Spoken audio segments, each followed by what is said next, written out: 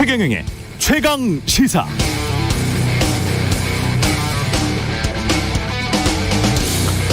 특히 서민이 민감하게 여기는 품목들의 가격 급등 현상과 관련해서 정부의 책임을 묻지 않을 수 없다.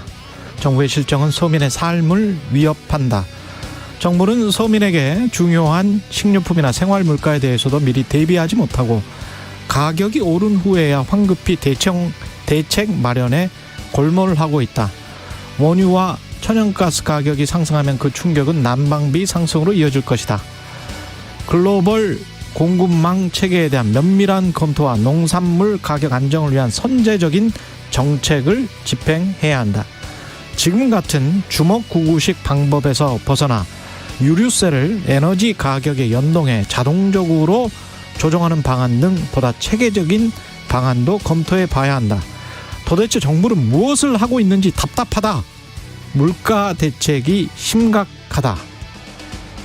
제가 방금 읽어드린 이 내용은 지난해 11월 15일 당시 윤석열 대통령 후보가 자신의 SNS에서 한 말입니다.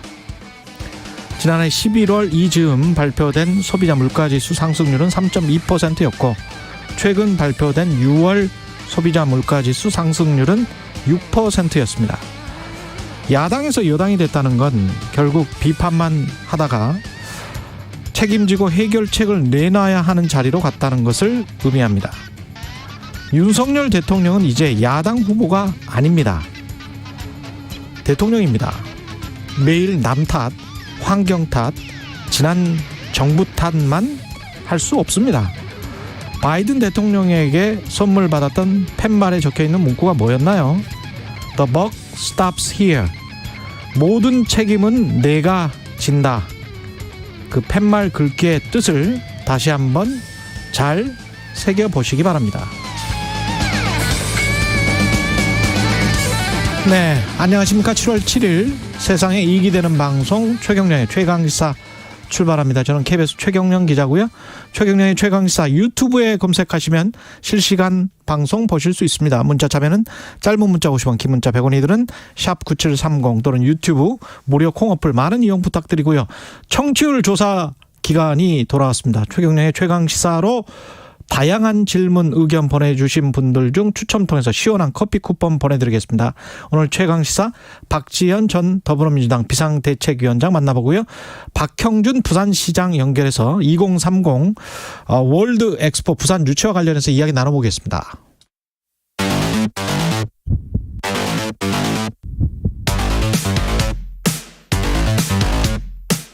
오늘 아침 가장 뜨거운 뉴스 언박싱. 네, 뉴스 언박싱 시작합니다. 민동기 기자, 김민하 평론가 나와 있습니다. 안녕하십니까? 안녕하십니까? 예, 이현모 인사비서관 부인 나토 동행 논란부터 시작을 할까요? 계속 논란이 좀 계속되고 있는데요. 이 신모 씨인데 배우자가 유명 한방의료재단 이사장의 차녀입니다.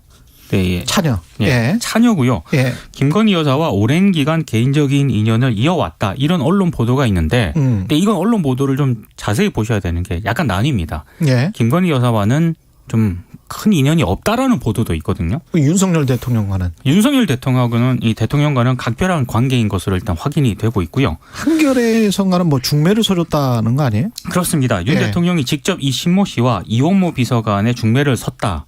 이게 이제 한겨레 보도고요. 특히 이제 윤 대통령은 신 씨 부친과 아는 사이라고 하는데 실제로 대통령실 쪽에서도 신모 씨와 관련해서 대통령 부부와 오랜 인연이 있었다 이렇게 설명을 하고는 있습니다.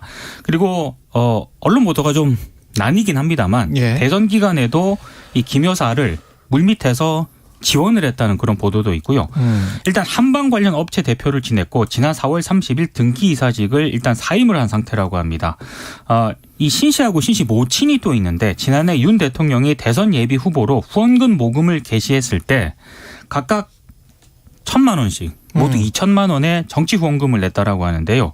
이 논란 때문에 제2부속실을 차라리 이 계기로 부활을 시켜가지고 공적인 영역에서 윤 대통령 부부를 수행을 하게 해야 한다. 이런 의견이 계속 나오고 있는 그런 상황입니다.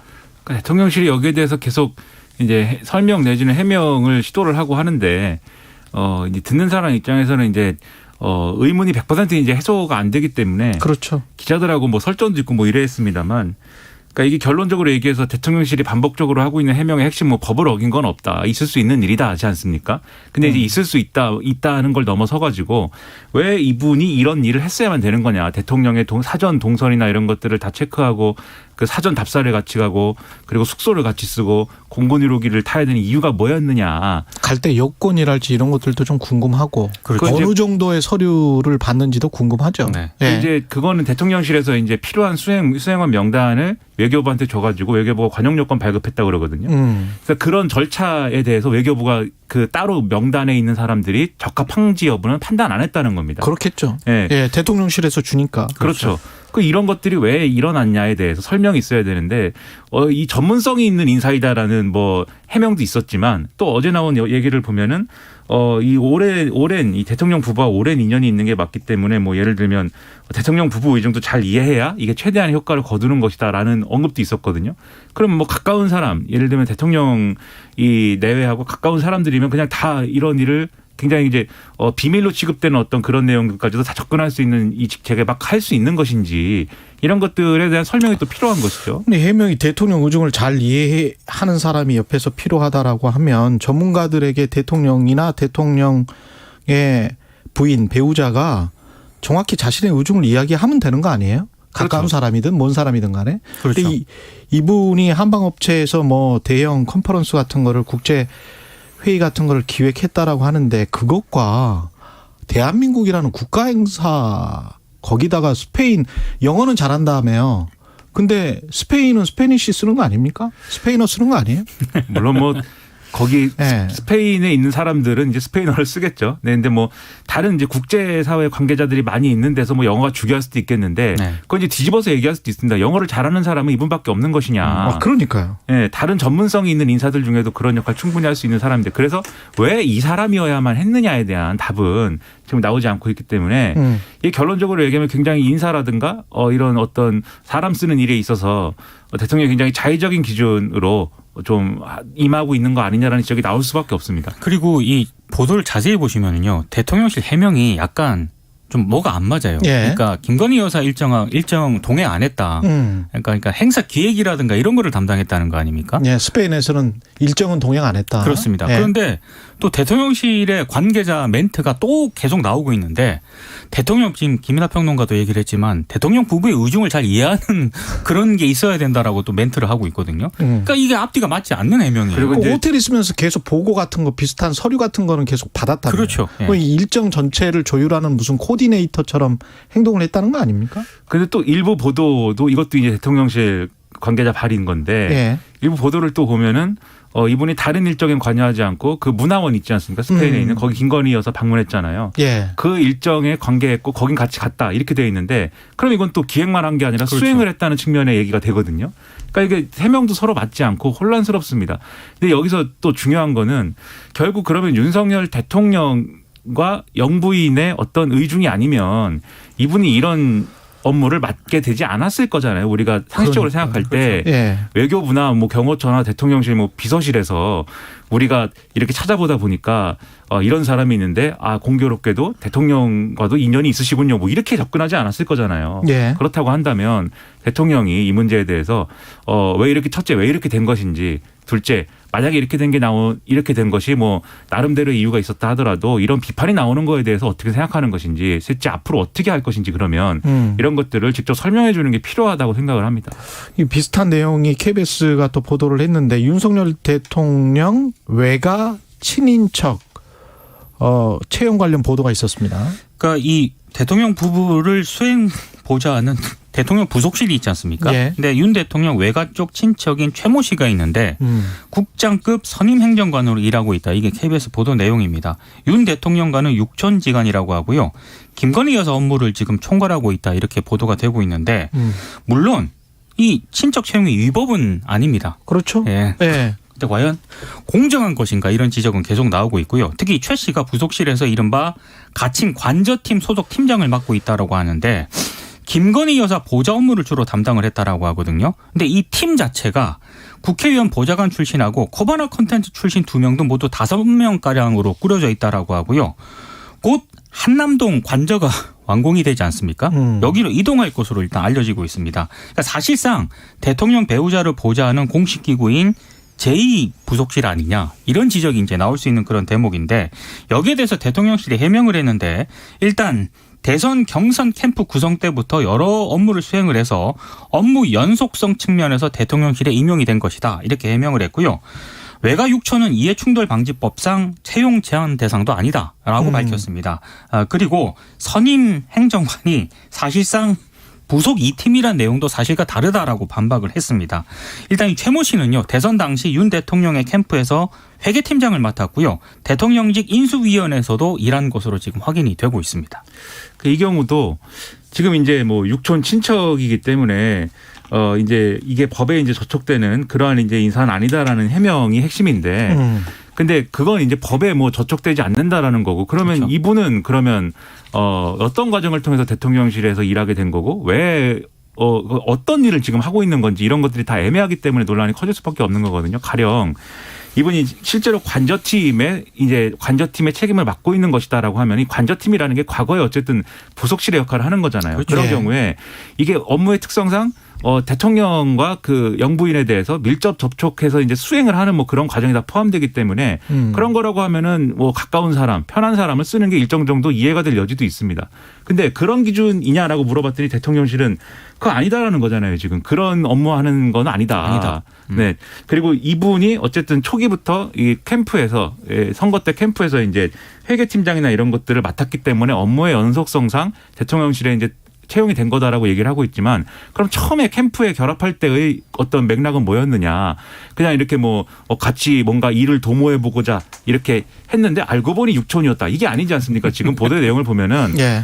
가까웠다는 거예요. 육촌임에도 불구하고 윤석열 대통령하고 이제 집을 계속 오갈 정도로 이 오랜 인연이 있었고 그 인연이 바탕이 돼가지고 캠프에 결합하는 데까지 간 거거든요. 예. 그렇다고 하면은 이분이 정확하게 어떤 역할을 하기 위해서 왜 대통령실에 채용됐는지에 대해서는 설명이 있어야 되는 거죠. 근데 그 설명은 제대로 안 되고 있기 때문에 상당히 이제 걱정스럽고 그리고 이게 전반적으로 보여주는 어떤 인사의 뭐랄까요 스타일이랄까 원칙이라든가 이런 게 드러나는 거 아닙니까?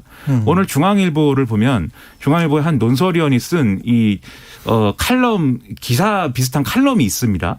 근데 그 칼럼을 보면은 최근에 이제 언론에 그런 거 많이 나오잖아요. 김건희 여사가 뭐 몸에 이제 두르고 있는 액세서리라든가 뭐 옷이라든가 이런 치장하고 있는 물품이나 이런 게 가격이 얼마고 메이크업 뭐고 이런 것들이 보도가 많이 되잖아요. 예. 근데 그런 정보는 누가 주는 거냐에 대해서 김건희 여사의 오빠가 주는 것이다. 아, 그래요? 네. 그게 써 있어요. 그 칼럼에. 언급을 했습니다. 직접. 그러니까요. 그러면 이런 모든 걸 종합을 해보면은 어떤 가까운 사이들 그리고 가족들 그리고 뭐 이게 공적인 기준으로 정확하게 왜 그런 일을 하고 있는 것인지 설명이 잘 안 되는 방식으로 지금 일들이 진행되고 있는 거고 그런 이제 어떤 가운데 김건희 여사가 있는 거거든요. 그 팬클럽의 활용이나 이런 것들 다 포함해가지고 이런 것들이 나중에 가면 지금은 이제 임기 초반이니까 사실 뭐 엄청난 일로 번지는 것까지는 아니라 할지라도 그런 나중에 가면은 이게 굉장히 심각한 일까지 이를 수가 있는 그런 방식입니다. 지금 인사의 활용 방식이. 그러면 초기에 이거는 정리를 해야 되고 여기에 대한 명확한 입장이 있어야 됩니다. 최영무님은 6천 정도면 친척이라 보기 애매하지 않나요? 채용이 법적으로 문제도 없다면서요.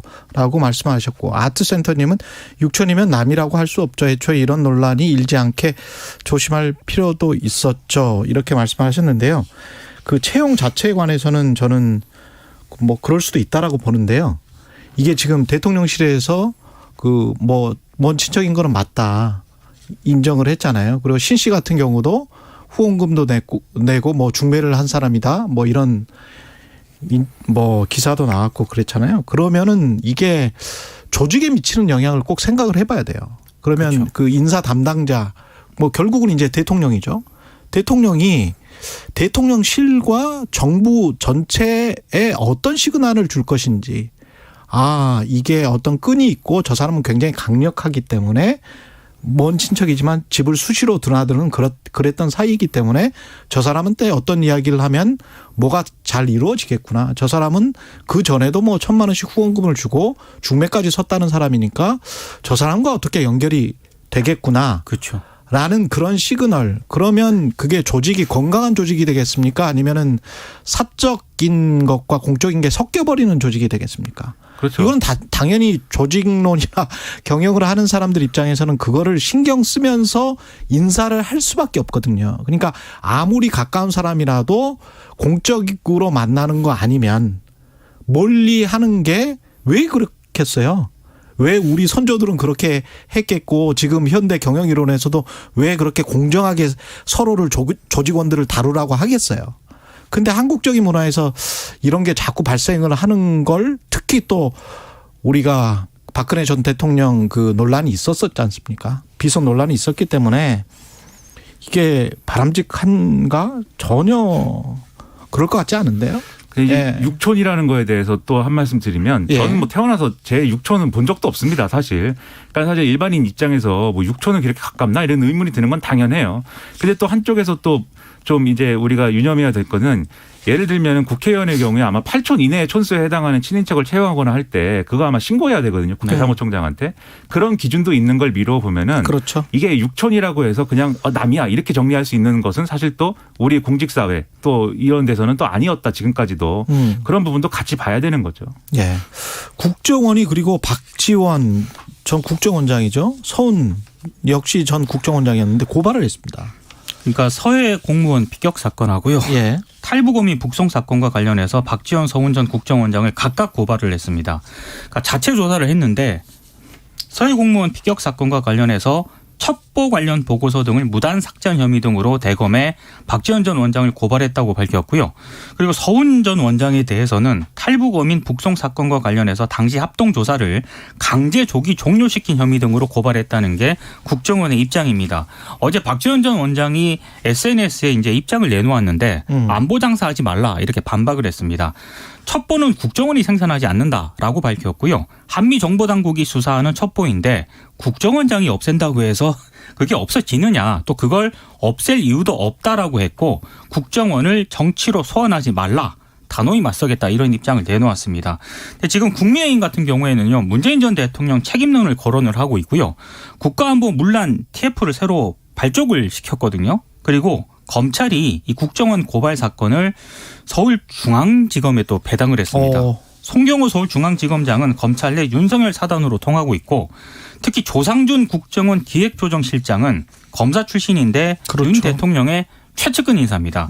그래서 이번 고발 사건이 지금 이른바 국정원하고 검찰이 윤석열 사단으로 정비가 된 뒤에 지금 이루어진 것이기 때문에 앞으로 검찰 수사가 문재인 정부 청와대로 뻗을 가능성이 굉장히 크다는 게 대략적인 언론들의 분석입니다.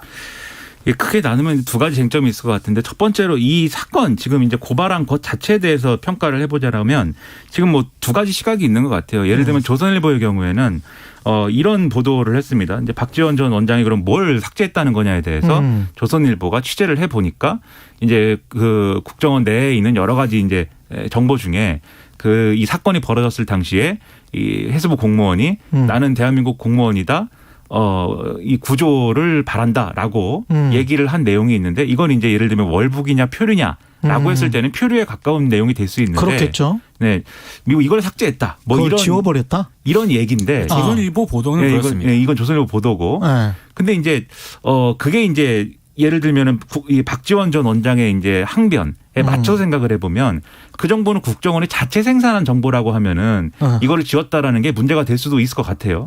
근데 이제 그게 아니라 다른 예를 들면 군에서 감청한 내용에 대한 어떤 것이었다든지 뭐 다른 것이었다든지 이런 게 있는데 그런 것을 국정원이 종합해 있는 어떤 자료에서 이걸 지우는 게 이제 의미가 있는 거냐라는 게 박지원 원장의 항변이거든요. 그러니까 박지원 원장이 사실은 이제 부인하고 있는 것이죠. 예. 그래서 사실관계나 이런 것들이 수사를 통해서 밝혀져야 할 텐데 이게 잘 밝혀질 수 있을 거냐 이런 의문이 있고 그다음에 한국일보 같은 경우는 이런 이 내용의 보도에 방점을 좀 찍고 있어요. 이게 예를 들면 이제 첩보라는 거를 열람하는 것과 가공 폐기하는 거는 전혀 다른 차원이기 때문에 박지원 전 원장이 첩보를 열람하고 나서 뭐 예를 들면은 언론에 따로 설명을 한다든지 또는 여기에 대한 정책적 판단에 뭐 조언을 한다든지 이런 일을 가지고는 뭐 여러 가지 판단이 있겠지만 이거를 삭제, 뭐 폐기 하는 것이 어떤 의미가 있느냐에 대해서는 박지원 전 원장 표현대로 그건 전혀 다른 차원 문제이기 때문에 이게 지금 문제 삼을 수 있는 거냐에 대한 의문이 있다라는 쪽에 이제 좀 방점을 찍고 있고 실제로 한미 정보 당국이 생산한 첩보기 때문에요. 그 원 첩보 내용 있지 않습니까? 예. 그거는 군이라든가 그렇죠. 미군 쪽에도 다 있다는 거죠 지금. 그리고 미군 쪽에 있는데 이제 한국군의 공유는 일정 기간 지나면 했을 텐데. 그렇죠. 군 당국이 갖고 있는 거죠. 근데 이제 그 정보인 것인지 삭제했다는 게 아니면 별도의 뭐가 있는 건지 좀 판단해야 될 것 같고 그다음에 서훈 전 원장의 경우에는 이게 이제 탈북자들이 그 당시에 북송된 거잖아요. 근데 이 탈북자들이 그 당시에 뭐 이렇게 이 동료 선원들을 살해하고 뭐 16명인가 이 피해를 봤는데 그리고 나서 이제 넘어온 것에 대해서 합동신문을 할 때 합동신문을 조기 종료를 시킨 게 이제 직권남용이다. 이 문제와 그다음에 뭐 허위공문서 작성했다. 요건데 이것도 당시에 그러면 이런 특수한 상황이지 않습니까? 그냥 이제 대한민국의 국민이 되기 위해서 탈북했다. 이게 아니라 뭔가 그런 법적인 처벌을 피하기 위해서 탈북한 것이다. 라고 할 때에는 어떻게 판단했어야 되는 거냐에 대한 쟁점들이 여러 가지가 있는 것 같아요. 그래서 넘어왔을 때 우리 법으로 사법 처리했어야 된다라든지 이런 게 있는데 어쨌든 그런 게 논점이 돼서 수사를 통해서 위법 사안인지는 판단해 봐야 되겠죠. 근데 좀 더 지켜보겠습니다. 이 사건 좀 더 지켜보고 제가 한 가지만 덧붙일 거는 감청 내용이 제가 알고 있는 걸로는 7시간 분량이에요. 그렇죠. 네. 굉장히 길고 그 감청이라는 것이 북한군끼리 이야기한 내용들이잖아요.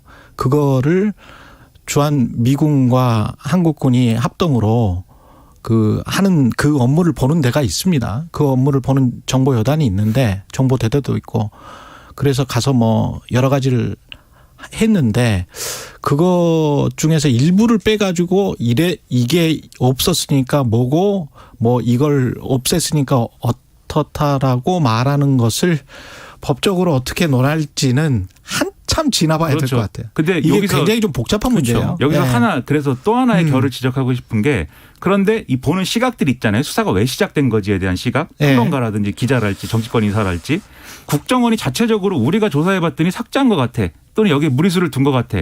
라고 자체적으로 조사해가지고 지금 고발한 거지 않습니까? 그렇다고 하면 이게 예를 들면 유족이나 피해자나 어떤 관계자들이 고발한 거하고 성격이 지금 다른 거거든요. 그렇죠. 뭔가가 시작된 거 아니야? 뭐 이런 지금 여론이 형성될 수가 있는 거예요. 예. 그럼 거기에 대해서는 그렇지 않다라고 하는 기준을 가지고 이 수사를 진행할 수 있는 그런 가이드라인이라든가 대응이 있어야 되는데 이미 예를 들면 검찰은 뭐 예를 들면 윤석열 사단 일색이다 뭐 이런 평가가 이미 나온 상황이고 그리고 국정원도 지난번에 고위급 인사들이 다 대기 발령되고 이런 상황들이 있었던 거 아닙니까? 예. 이런 게 오해를 증폭시킬 수 있기 때문에 이 오해를 그러면 증폭시키지 않는 방향의 대응이나 이런 것들을 앞으로 해야 된다라는 겁니다. 오늘이 7월 7일이잖아요. 예, 국민의힘 이준석 대표 징계 심의가 있는 날입니다. 그죠? 전망은 모릅니다 지금. 예. 언론들도 그렇게 쉽게 전망은 못하고 있는 그런 상황이고요. 일단 자기 당권 향배를 좀 언론들이 그래서 많이 주목을 하는 것 같습니다. 이게 왜냐하면 4단계 징계 수위가 있지 않습니까? 예. 근데 제명, 탈당 권유 그리고 당원권 정지 같은 경우 단기간이 아니라 만약에 단기간을 넘어서는 장기간의 어떤 당원권 정지가 나오게 되면은 이준석 대표 임기가 내년 6월까지거든요. 예. 대표직을 수행하기가 좀 어렵습니다.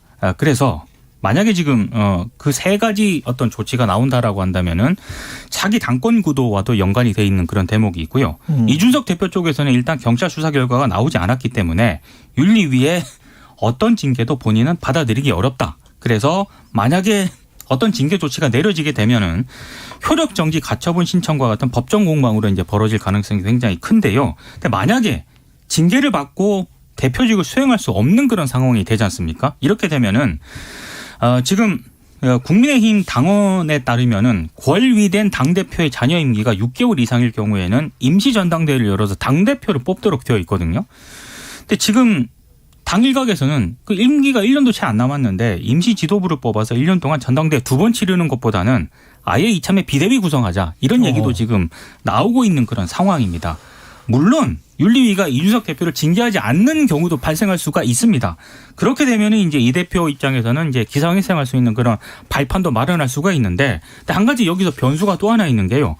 이준석 대표가 버틸 경우에 이른바 친윤계 최고위원들을 중심으로 지도부가 다 함께 물러나자는 또 총사퇴론을 제기할 수도 있다는 그런 시나리오도 있거든요. 굉장히 좀 복잡합니다. 그러니까 서로 수싸움을 예를 들어 우리가 전쟁을 할 때 예를 들면 뭐 적국이 이런 전략을 펴면은 우린 이렇게 대응할 것이고 그럴 경우에 저쪽에 또 저렇게 대응하면 우린 이렇게 또 공격을 한다 뭐 이런 가상적인 어떤 전술 전략을 막 이렇게 시뮬레이션 하잖아요. 지금 비슷한 상황이 지금 벌어지고 있는 건데 그런데 그래서 전망이 엇갈리는 것 같아요. 이게 이 경찰 조사에서 이 접대를 했다는 사람이 새로운 진술들을 막 하지 않습니까? 네. 그러면 새로운 진술이 나왔으면 윤리가 그 새로운 진술에 대해서 판단할 수 있는 그런 과정을 거쳐야 되는 새로운 문제가 쟁점이 발생한 거 아니냐.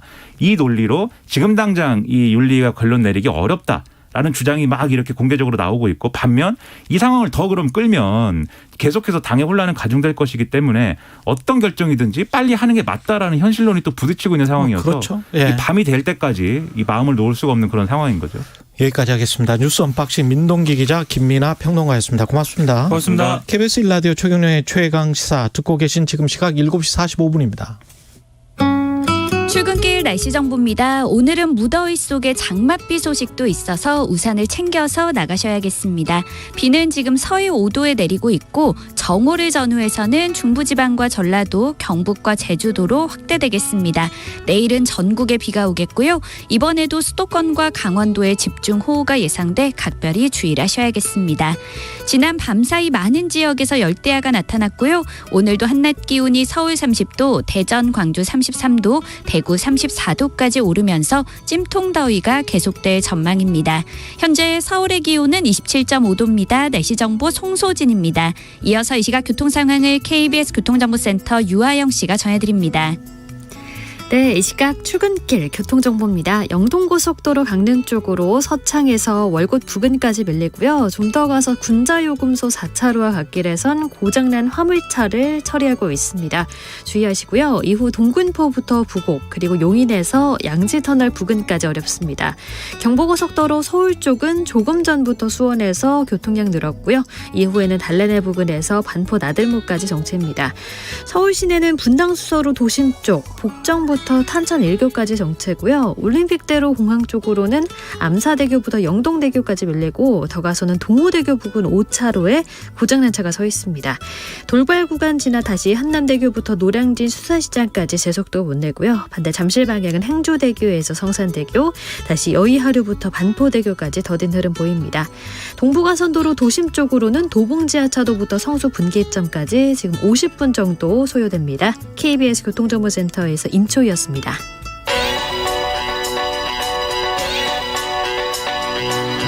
최강 시사 전민기의 눈. 네, 최강시사 전민기의 눈 시간입니다. 오늘은 박막내 할머니 이슈, 그다음에 MZ세대의 가치 소비와 공정, 두 개를 한꺼번에 묶어서 좀 이야기를 해보겠습니다. 박막내 할머니는 뭐 아시는 분들은 굉장히 많이 유명하신 분이잖아요. 그럼요. 왜냐하면 네. 이제 유튜브하고 구글 CEO도 직접 만나고 전 세계적으로 주목을 받았었죠.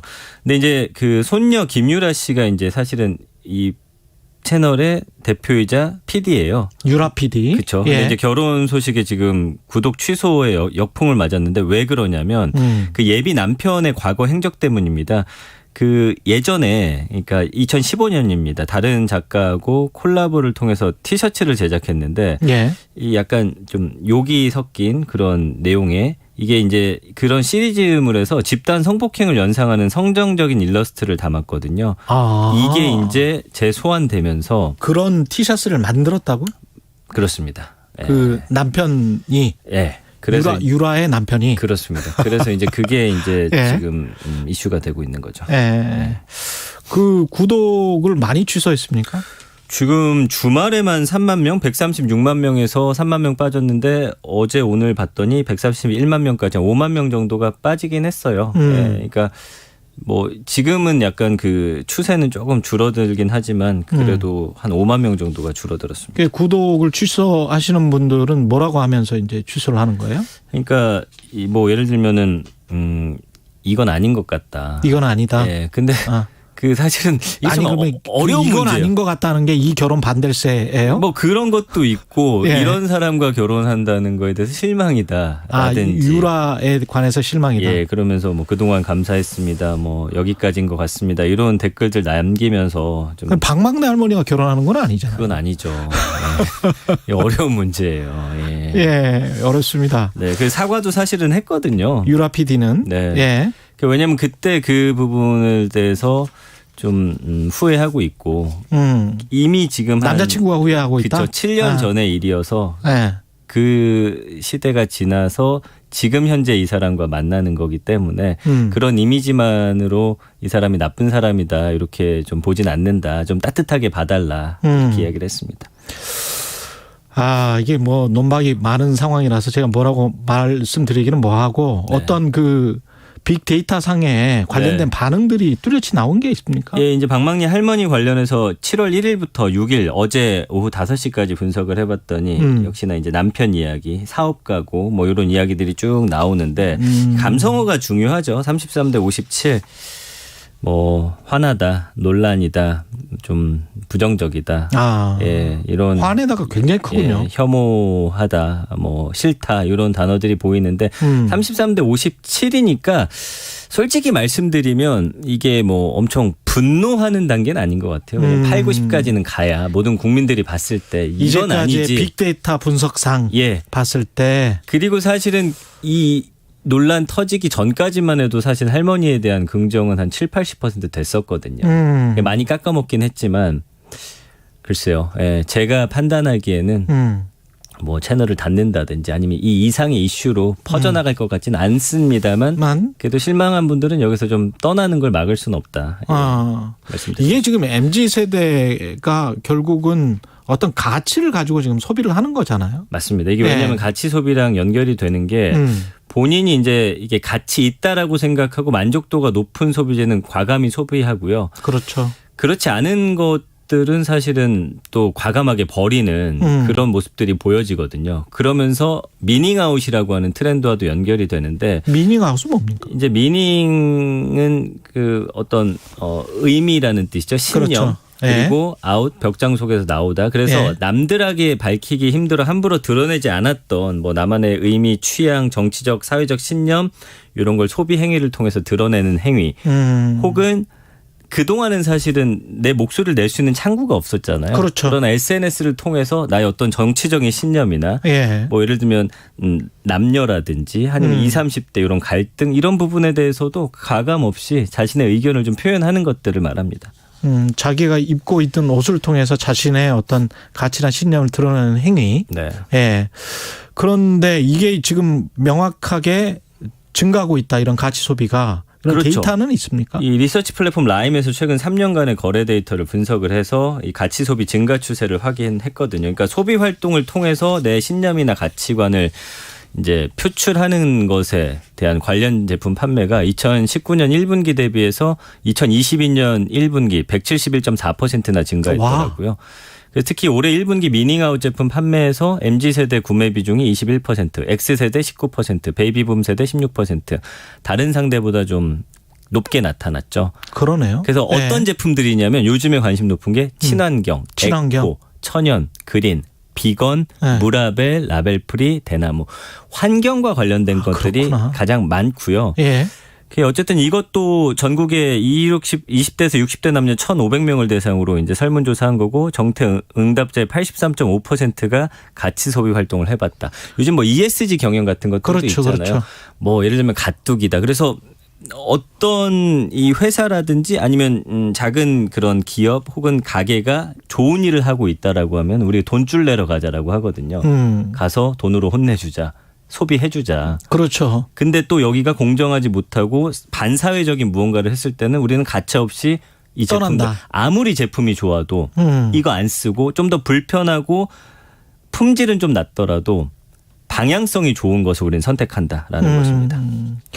이게 적극적으로 자신의 의사를 그렇게 또 드러내는 행위가 SNS를 통해서 활발하니까 그렇죠. 이게 더 두드러지게 보이겠습니다. 그리고 이거를 나만 하는 게 아니라 주변에게 또 이렇게 이야기를 하고요. 함께 하자 이렇게 또 힘을 키우기도 하고요. 시간이 얼마 안 남아서 네네네. 이 끌어올 그 MZ 세대의 특징 중에 하나가 뭐 끌어올 세대라며요. 예, 이거는 뭐냐면 이제 민문화라고 해서 예. 이제 예전에 있던 것들 짧은 뭐 동영상이나 이런 걸로 만들어 가지고 다시 이제 여론을 환기시키는 거예요. 예전에 지나갔던 거 뭐 사회 문제든 좋은 것이든. 그래서 이거를 두고 이제 끌어올린다라고 해서 끌어올 세대라고 하거든요. 끌어올. 예. 그러니까 사회 이슈 대할 때도 피드백 없이 넘어갔던 과거의 잘못들. 정치에서도 마찬가지. 과거에 했던 발언들 10년 전이라고 하더라도 이거 다시 다시 소환해서? 끌어올리죠. 예, 그런 게 이제 사회 전반적으로 나타나고 있습니다. 야, 쉽게 말하면 안 되겠네. 이게 잊혀질 권리하고도 또 대립이 되고 한번 셀럽이 되면 이게 쉽지가 않겠군요. 근데 이제 거기서도 판단을 하긴 해요. 과거의 어떤 발언이 현재에서 용서받을 수 있느냐 없느냐 이런 것들도 하고 있기 때문에 그러나 이제 감정 쓰레기통으로 이게 무분별하게 나오면 안 된다라는 우려도 좀 나오고 있습니다. 네, 지금까지 전민기의 눈이었습니다. 고맙습니다. 감사합니다.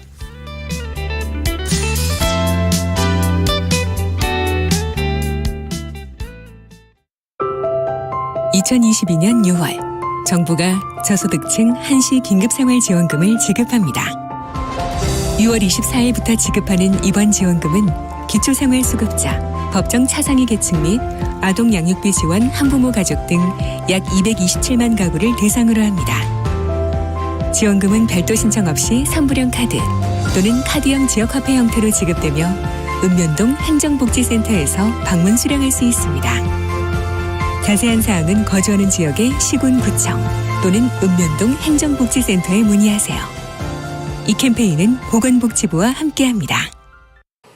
5, 4, 3, 2, 엔진 점화. 26, 누리호가 발사되었습니다. 2022 KBS 연중기획 기억을 기록하다. 제 이름은 오영재고요. 한국항공우주연구원에서 발사체 자세 제어를 담당하고 있습니다. 발사 전에는 항상 조마조마한 것 같아요. 저는 이제 끝나고도 제대로 목표를 수행했는지 보고서를 보느라고 몰랐는데 첫 교신이 됐다는 소식을 듣고 나서 그제서야 완벽한 성공을 했구나 했었습니다. 비행 정상, 고도 100km 통과. 나로 첫 발사가 2009년이었는데 저는 그때 고등학생 때였어요. 제가 그때도 이곳 나로우주센터에 있었는데 발사 현장을 라이브로 보면서 친구들이 넌 그럴 줄 알았다, 신기하다, 혹은 성공을 축하한다 이런 얘기를 많이 했었고요. 정말 어떻게 보면 미국, 일본에 비해서 정말 작은 예산으로 이렇게 성공을 한 거라서 우리나라 발사체 개발에 참여해주신 모든 산업체 연구진들이 대단하다고 생각합니다. 다들 멋지게 끝까지 성공을 하고 싶었던 것 같아요. 항공우주연구원 비행성능팀 오영재 연구원은 기억합니다. 나로호 발사를 응원했던 고등학생이 누리호 발사 운영자가 됐습니다. 100% 순수 우리 기술로 개발한 누리호. 단 하나의 나사, 1분 1초의 오차와 실수도 허락할 수 없었습니다. 그리고 마침내 한 소년의 작은 꿈이 대한민국의 큰 꿈을 이뤄냈습니다. 당신과 대한민국의 기억, KBS가 기록합니다.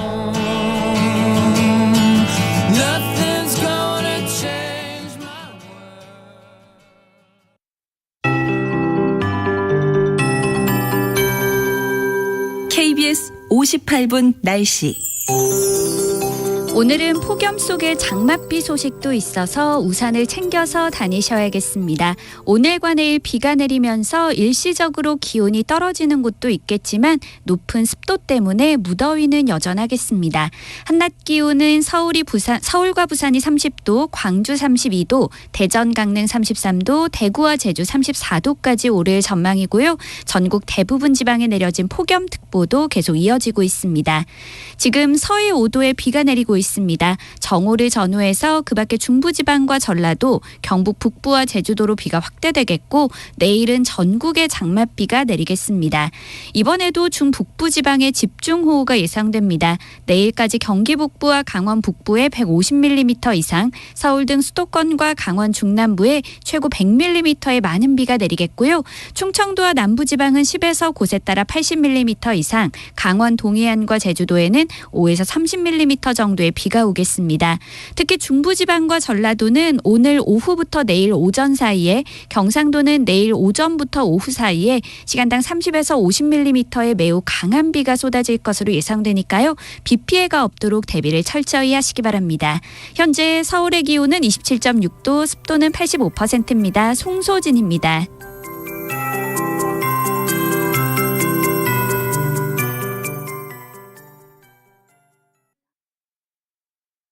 정성을 다하는 국민의 방송 KBS가 8시를 알려드립니다. AM 711kHz, FM 97.3MHz, KBS 1라디오입니다. HLKA.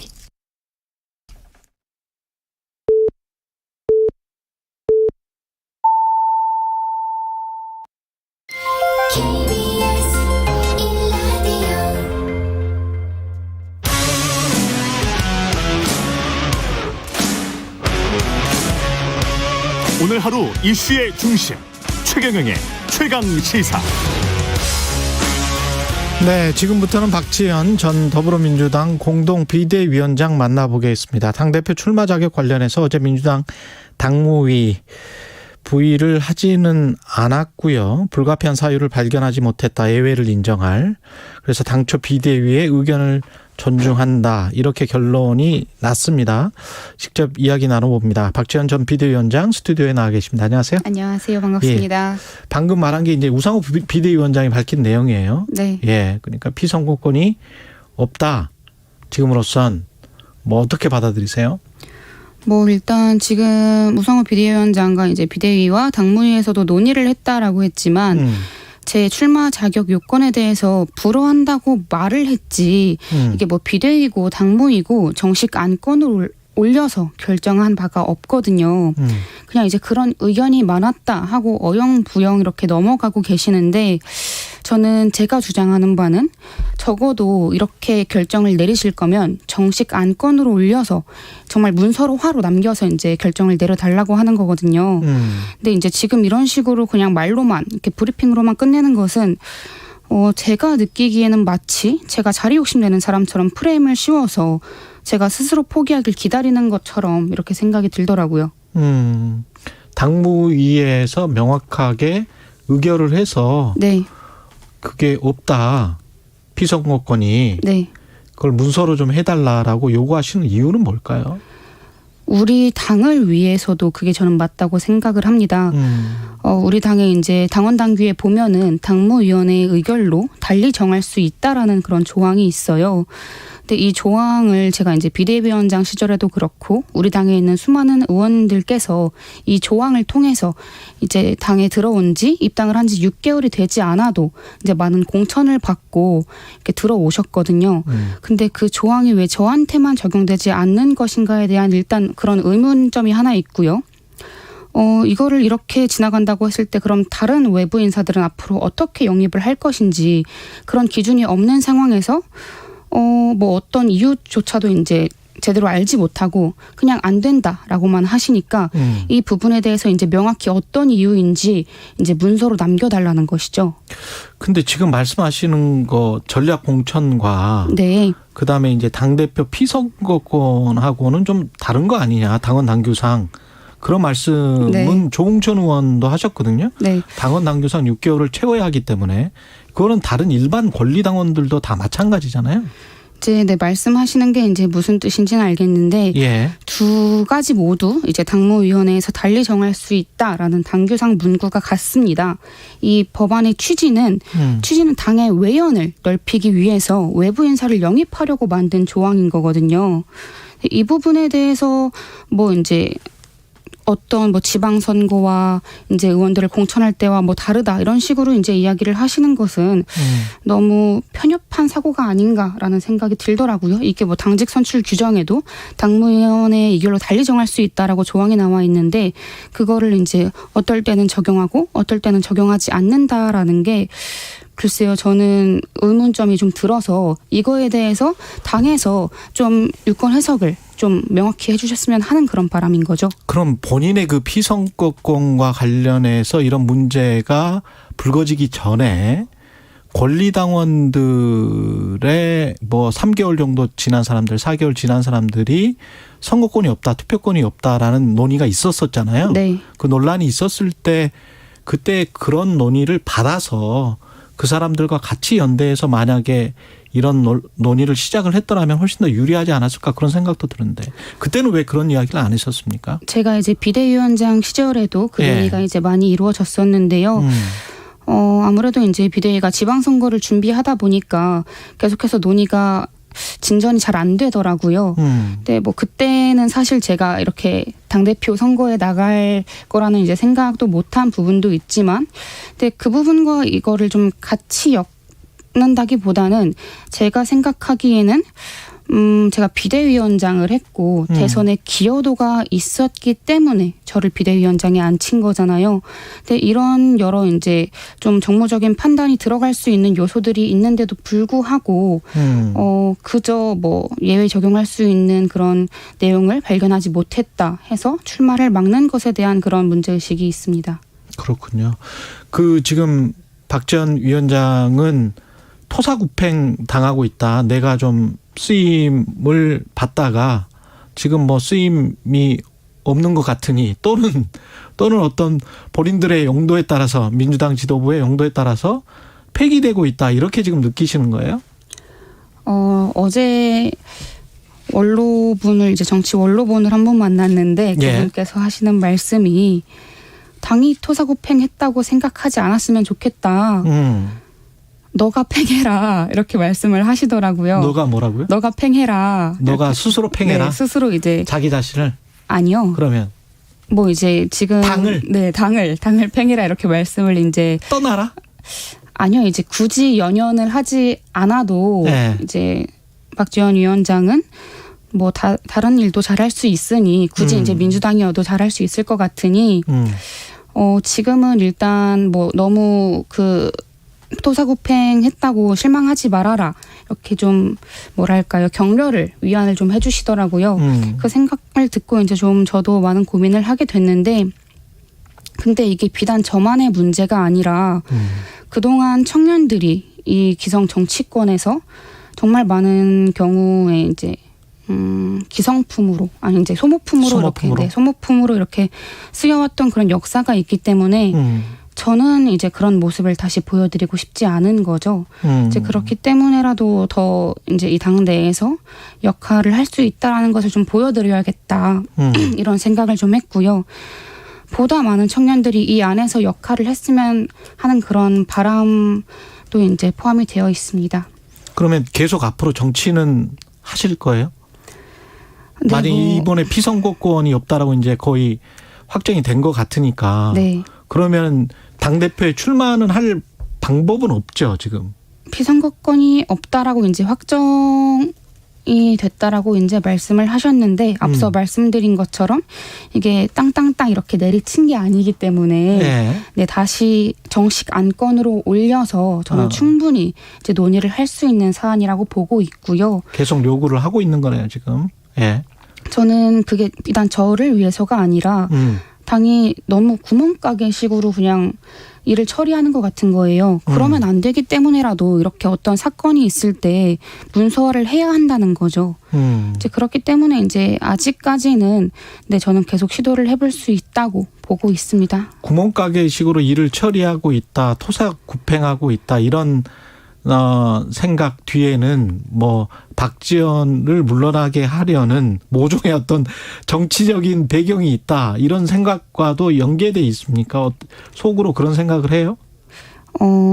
아무래도 이제 다른 것보다는 변화와 쇄신을 이제 제가 계속해서 말을 하고 있는데 그 변화와 쇄신을 받아들일 준비가 아직 덜 된 게 아닌가라는 생각을 좀 하고 있습니다. 뒤에 누구가 있다거나 뭐 이런 거는 그런 생각은 하지 않고? 뭐 아무래도 기득권 의원들께서 그런 입김들이 좀 작용하지 않을까라고 생각을 하고 있습니다. 근데 그 사람들은 특히 뭐 그중에 한 명일 수도 있습니다. 김남국 의원 같은 경우는 본인 박지원을 이준석이나 김동연과 같은 급수로 지금 오해하고 있는 게 아니냐. 급이 다르다. 예. 어떻게 생각하세요? 저는 이 정치권 안에 들어와서 예. 이 급이라는 말이 너무 싫더라고요. 싫다. 네, 근데 뭐 이제 무슨 말인지는 무슨 말씀이신지는 알겠는데 그런 식으로 사람을 급으로 나누는 것에 대해서 먼저 그렇게 아무렇지 않게 말을 할 수 있나 하는 생각이 들고요. 뭐 이제 언론에서의 마이크 파워나 이제 유명세로 따진다면 제가 그 두 분께는 뒤지지 않는다고 생각합니다. 아, 그래요? 네. 예. 근데 현실적으로 체중이나 중량감을 높여서 본인이 원하는 변화 쇄신이 뭔지도 좀 말씀을 해 주셨으면 좋겠는데 그래야 뭔가 변화와 쇄신을 할 수 있을 거 아니에요. 본인 생각은 구체적인. 네. 근데 그런 방법들이 뭐가 있어요? 민주당에서 할 수 있는 게? 일단 당내 세력이 없는 것은 다들 잘 알고 계실 것 현실적으로. 같습니다. 네. 네. 그래서 이제 국민과 소통을 더 하려고 하고 있고요. 빠른 시일 내에 이제 현장에 가서 더 많은 국민분들을 좀 만나서 이야기를 들어볼 생각도 가지고 있습니다.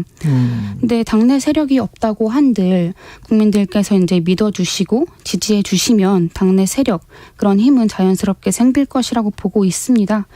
그래서 이제 어쨌든 국민께서 원하시는 거는 이번 지방선거 여론조사 결과를 봤을 때도 대부분의 조사 결과가 민주당이 쇄신과 혁신을 하지 않았다 이렇게 많이들 말씀을 하셨는데 그 쇄신과 혁신을 이제 바라는 그런 국민의 시선과 이 당내의 괴리가 저는 정말 크다고 느껴졌어요. 제가 지방선거를 앞두고 이제 선거 유세를 다닐 때 그동안 비대위가 출범한 지 이제 2달 정도 됐을 때니까 2달 동안 이만큼 바뀌었습니다. 국민 여러분, 이런 모습을 보고 저희를 찍어주세요. 이렇게 말씀을 드려야 되는데 뭐 얼마나 혁신을 했고 쇄신을 한 게 없어서 면목이 없더라고요. 말씀을 드릴 게. 예. 그런 지점들을 이제 느끼면서 이제 당대 의원들과 이제 논의 자리에서 부끄럽다. 우리가 무슨 쇄신과 혁신을 했냐 이렇게 여쭤보니까 가장 필요한 변화와 쇄신은 뭐라고 생각하세요? 지금 당장 꼭 해야 되는 국민들에게 우리는 이런 거 했어요. 했어요요? 예, 했어요라고 자랑할 만한 게 이제 예. 비대위원장 시절에 있었냐고요? 아니요. 만약에 변화와 쇄신을 한다면 예. 일단 국민의 시선과 이제 눈높이를 맞춰야 되는 거죠. 이 말은 곧 팬덤 정치, 이 폭력적인 팬덤 정치에서 벗어나는 게 우리 당의 가장 시급한 문제가 조금 아닐까 더 구체적으로 싶습니다. 폭력적인 팬덤 정치라고 말하는 그거에서 벗어나려면 어떻게 해야 됩니까? 이제 한 예로 예. 우리 당 이제 170명 의원들이 있는 자리에서 검수완박에 대해서 제가 조금 민생 이슈와 함께 챙겨야 되지 않겠냐, 이제 소위 속도 조절론을 좀 요구를 한 바 있습니다. 근데 그러고 나서 제가 정말 많은 문자 폭탄을 받았거든요. 근데 그때 그 자리에서 저와 함께 이제 목소리를 내주신 의원님들은 거의 없었습니다. 이제 굉장히 이 당 내에서 이 당원분들은 이 검수완박, 이 검찰 개혁을 굉장히 추진해야 한다라고 이제 말씀을 하셨는데 그에 대한 우려를 비추시는 그런 의원님들도 굉장히 많이 계셨거든요. 근데 그렇게 의총이 끝나고 나서 저한테 개인적으로 이제 뭐 텔레그램이나 전화를 주신 의원님들이 많았어요. 나도 정말 이제 박지원 위원장의 말이 맞다고 생각을 하는데 내가 차마 이제 그 자리에서는 말을 못했다. 이렇게 이야기를 하시더라고요. 근데 그게 결국 이제 뭐 문자 폭탄을 받기가 두렵거나 자기가 이 안에서 있는 그런 이해관계가 얽혀 있기 때문에 이렇게 말을 할 수 없다라는 게, 그러니까 본인의 소신과 의지는 확고하지만 그거를 외부로 발신했을 경우에 이제 뭔가 겁나는 것이 있기 때문에 그렇게 저한테 따로 이야기를 하신 게 아닌가라고 생각이 들더라고요. 그래서 이런 좀 팬덤에서 조금 우리 당이 벗어나야 되지 않을까. 물론 문자 폭탄 너무 무섭지만 그런 거에 좀 연연하지 않는 모습을 가져야 되지 않을까. 좀 더 나아가서는 그런 이렇게 폭력적인 문자들을 이제 좀 지양할 수 있는 방안도 강구해야 되지 않을까 생각을 하고 있습니다. 지금 저 당대표 뽑는 과정에서 뭐 전대 룰 세팅 가지고 여러 가지 논란이 많았잖아요. 그쵸? 네. 그것도 변화와 쇄신의 방향이라고 보이지는 않는데 외부에서는 어떻게 보십니까? 그렇죠. 저도 이제 처음 결과가 나왔을 때 정말 망신스러운 일이다라고 생각을 했는데요. 국민은 안중에도 없고 뭐 또 다음 총선 승리는 이렇게 또 멀어지는 건가? 그럼 네. 박지원 위원장이 생각하는 룰 세팅은 어떻게 해야 될까요? 저는 최소 이제 국민 여론을 50% 이상 반영을 해야 한다고 보고 국민의힘처럼? 있고요. 네, 국민의힘처럼 그렇게 반영을 해야 당원 한다고. 50%, 네, 여론 국민- 50%. 네. AB 경선이든 본경선이든? 네, 그렇게 생각을 하고 있는데 예. 저는 정말 개혁과 쇄신을 말한다면 국민 여론조사 100%로 가도 된다고 생각을 해요. 왜냐하면 결국에 당원도 국민이거든요. 예. 네, 그렇기 때문에 정말 국민께서 받아들이시기에 이게 정말 혁신이고 쇄신이다라고 할 정도라면은 100% 크게 안 된다면 70%까지 국민 여론조사 이제 비율을 높일 수도 있지 않을까 생각이 듭니다. 지금 뭐 도전이 불발됐다라고 가정을 한다면 97그룹 때 이재명 의원이 나올 것 같은데 네. 이 구도는 어떻게 보세요? 민주당에 바람직하다고 보십니까? 지금 97그룹 중에 그렇게 변화와 쇄신을 말하신 분이 뭐 맞나라고 이제 묻는다면 그렇지 않은 분들이 더 많다라고 생각을 해요. 지금 97그룹이 그 이제 586 세대와 뭐가 다르냐라고 했을 때는 저는 나이가 조금 어리다라는 것밖에 없다라고 생각을 하거든요. 그분들께서 개혁과 쇄신을 이제 계속해서 주장을 해왔다면 뭐 어느 정도 이재명 의원과 차별점이 있겠죠. 근데 그런 모습을 한 번도 보여주시지 않았었는데 뭐 출마 선언을 하면서 이제 우리가 개혁과 쇄신을 보여드리겠다라고 이제 말씀을 하시는 게 저는 예. 설득력이 좀 부족하지 않나 생각이 듭니다. 시간이 다 됐습니다. 9588님, 저는 할머니 애청자인데 젊은 사람이 당을 위해 뛰는 것 응원합니다. 파이팅. 4819님, 감사합니다. 당대표는 무엇보다 경륜이 필요한 직이라고 생각합니다. 박지원 전 위원장이 조금 더 신중하게 고민하면 어떨까 싶었습니다. 여러 의견이 왔습니다. 네. 예. 더불어민주당 박지원 전 비대위원장이었습니다. 고맙습니다. 감사합니다. 공정, 공익, 그리고 균형. 한 발짝 더 들어간다. 세상에 이익이 되는 방송. 최경영의 최강 시사.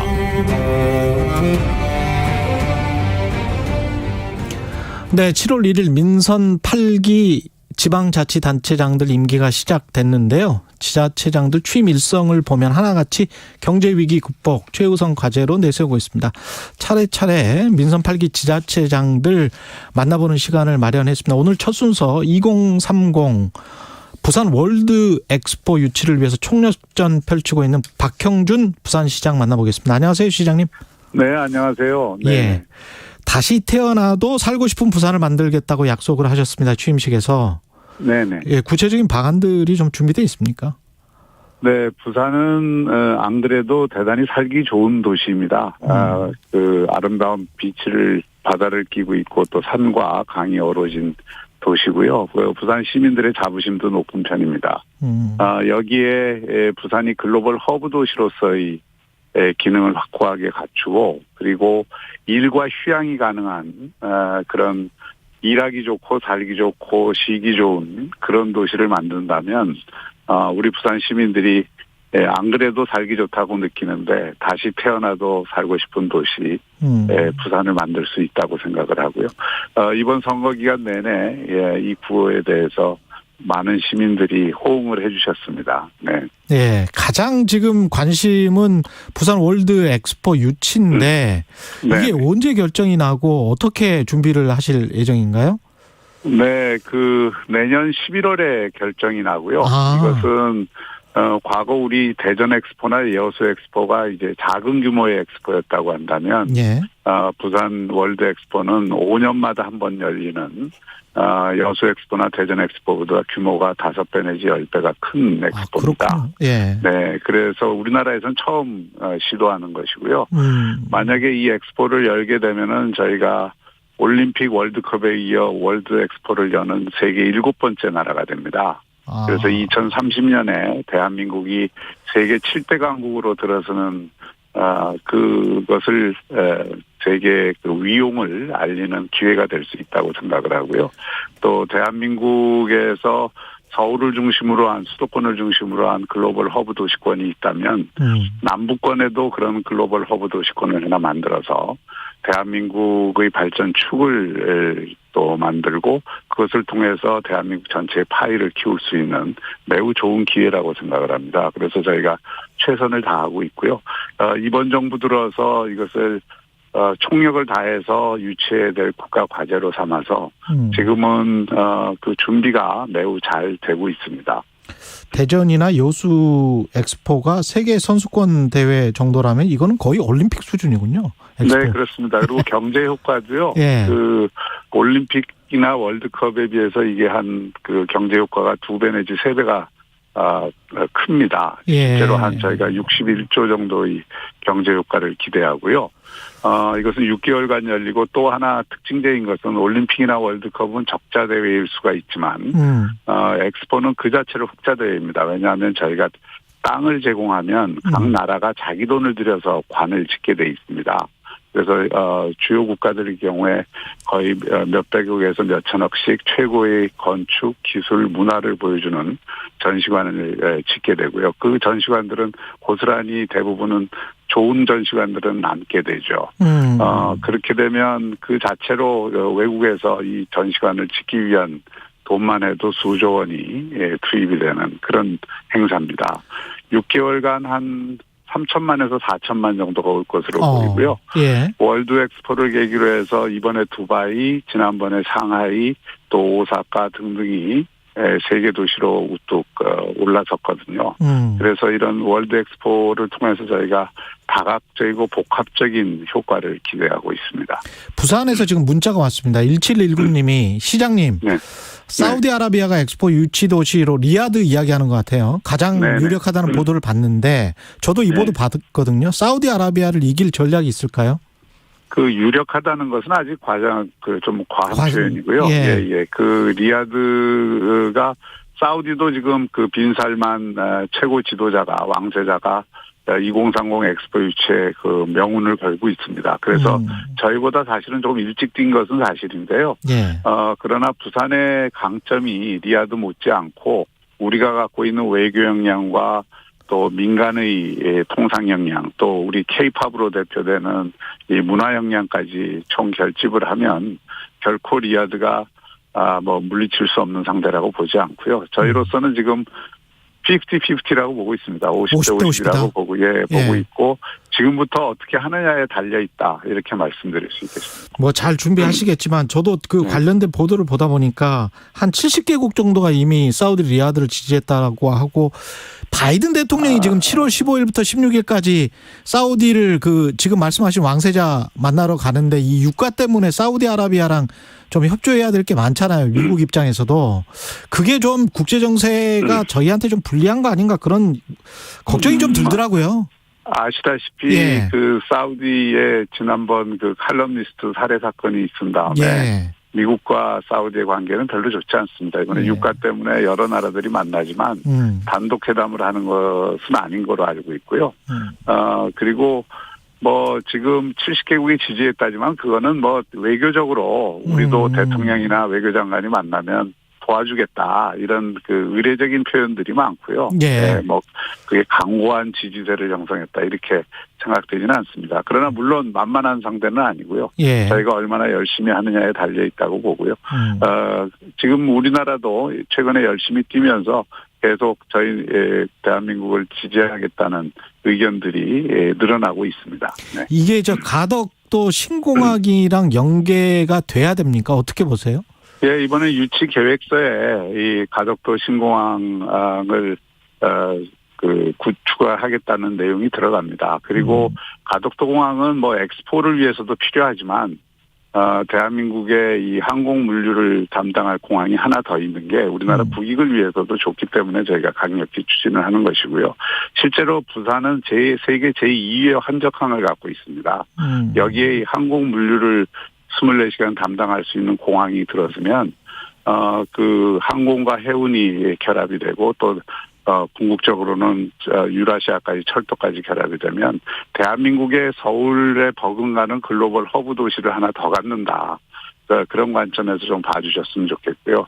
또 이런 항공 물류가 없으면 새로운 산업을 육성하기가 힘듭니다. 그래서 남부권 전체가 이런 항공 물류를 감당할 수 있는 공항을 하나 더 갖게 되는 것이고 세계가 지금은 해운물류와 항공물류가 시너지를 이루어야 물류와 신산업 4차 산업혁명의 대응이 가능하다는 게 이미 나와 있고요. 지금 98% 항공물류가 인천공항을 통해서 이루어지는데 그렇기 때문에 남북간의 산업 발전이 굉장히 제약을 갖고 있는 겁니다. 이런 좀 산업적 기능까지 고려하면 하루 빨리 만드는 것이 도움이 된다. 그래서 저희가 국토부하고도 이번 기본계획 설정에서 좀 더 빨리 만들 수 있는 방안 이것을 지금 강구를 하고 있습니다. 그럼 유치계획서에 가덕 신공항 조기 개항 이거를 국토부랑 협의해서 아예 넣는 겁니까? 아니면 협의가 끝났나요? 이번에 유치계획서에 들어갑니다. 가덕 공항, 신공항을 건설한다 이런 내용이 들어갑니다. 네. 그렇군요. 네. 그 공공기관 지방 이전과 관련해서도 좀 궁금한 게 있는데 산업은행이 네네. 부산으로 가는 걸로 돼 있잖아요. 네네. 근데 이제 저도 이제 여의도 있으니까 왔다 갔다 하면서 보면 노조도 그렇고 굉장히 좀 반대가 심한 것 같은데요. 네, 산업은행 이전은 이제 부산이 작년에 세계 금융도시 순위에서 53위였다가 금년에 30위권으로 올라섰습니다. 예. 31호 20계단이 올라섰는데 조금 전에 말씀드렸던 그 물류와 신산업, 물류가 발전한 곳에 이 금융이 함께 가는 것은 굉장히 중요한 의미를 갖는 것이고요. 저희는 산업은행 이전을 비롯해서 디지털 금융, 부산이 블록체인 특구이기 때문에 디지털 금융을 같이 결합을 해서 부산을 서울에 이어서 또 하나의 금융도시로 만들려고 지금 생각을 하고 있고 열심히 준비를 하고 있습니다. 산업은행은 부산에 온다고 해서 부산만을 위한 은행이 아니고 국책은행일 수밖에 없고요. 다만 이 영남권에 이 산업은행이 관련하고 있는 정책 금융을 할 수 있는 대규모 산업단지들이 또 산업은행이 직접 관련돼 있는 기업들이 많이 있습니다. 그래서 그런 면에서의 어떤 정책금융 기능을 활성화할 수 있는 기회로 보고 있고 산업은행 직원들이 우려하는 여기에 정주 여건이라든지 교육이라든지 또 이런 것을 저희가 최대한 맞춰 갈 것입니다. 그래서 제가 처음에 말씀드렸듯이 부산에 와서 아이들 교육시키고 부산에 와서 살고 부산에 와서 일하는 것이 행복할 수 있다는 느낌을 반드시 드리도록 하겠습니다. 네. 메가시티가 또 화두기도 한데 내년 초에 부울경 메가시티가 공식 출범한다고 하는데 이렇게 사이즈가 커지면 뭐 좋아지는 게 있나요? 지금은 수도권은 하나로 거의 움직이고 있는데 그 인구의 절반이 수도권에 있지 않습니까? 광역단체들은 다 각자 도생하는 구조로 돼 있죠. 전 세계를 보더라도 이 의미 있는 경제적 경제권을 형성할 수 있는 단위는 인구 한 1,000만 내외입니다. 그런 의미에서 이 부울경이 지금 한 800만 인구를 갖고 있는데 또 부울경은 생활권이나 경제권은 이미 긴밀히 연결되어 있습니다. 그래서 부울경이 함께 잘할 수 있는 시너지를 거둘 수 있는 사업 중심으로 지금 메가시티가 추진이 되고 있고요. 작년에 이 메가시티 추진하면서 무리하게 행정통합을 앞세우거나 또는 지역 간의 경쟁을 유발할 수 있는 사안들 중심으로 하지 말고 서로 협력해서 시너지를 거둘 수 있는 사안 중심으로 메가시티를 추진하자 이렇게 돼서 지금 한 70개 과제가 선정이 돼 있습니다. 서로 시너지를 거둘 수 있는 부울경이 함께 추진을 하고 중앙정부가 지원할 수 있는 사업이 한 70개 되고 거기에 따라서 한 35조 원 정도 중앙정부가 지원을 하도록 지금 MOU가 맺어져 있습니다. 그런 면에서 이 메가시티는 실용적으로 또 경제적으로 서로 도움되는 방식으로 추진을 한다면 이 부울경을 하나의 경제권으로서 경쟁력 있는 메트로폴리탄 경제권으로 만들 수 있을 것으로 생각합니다. 30초밖에 안 남아서 정치 이슈 하나만 여쭤볼게요. 이준석 당대표 윤리 징계심이 오늘 열리는데 국민의힘 당 내용은 어떻게 수습해야 되겠습니까? 제가 답을 드릴 수 있는 처지는 아니고요.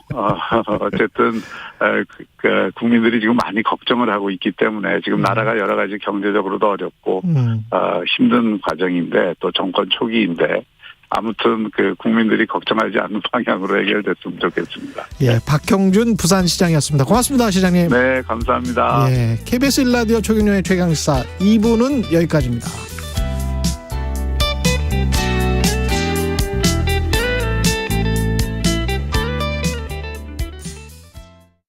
잠시 후 8시 반부터 일부 지역국에서는 해당 지역 방송을 보내드립니다. 인생에서 가장 중요한 건 역시 사랑이죠. 그 사랑을 위해 경제 공부도 꼭 해야 합니다. 여러분이 사랑하는 사람을 행복하게 해줄 알짜 정보만 쏙쏙 전해드리는 홍사원의 경제쇼. 오후 4시 5분 불타오르는 열정으로 준비하겠습니다.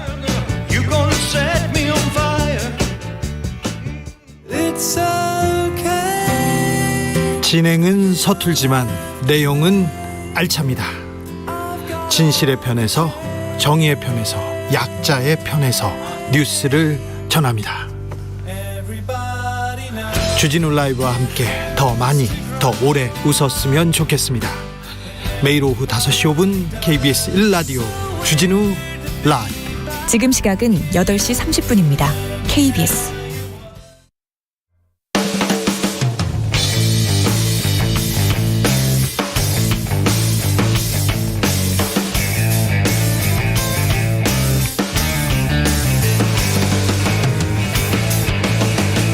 최경영의 최강 시사.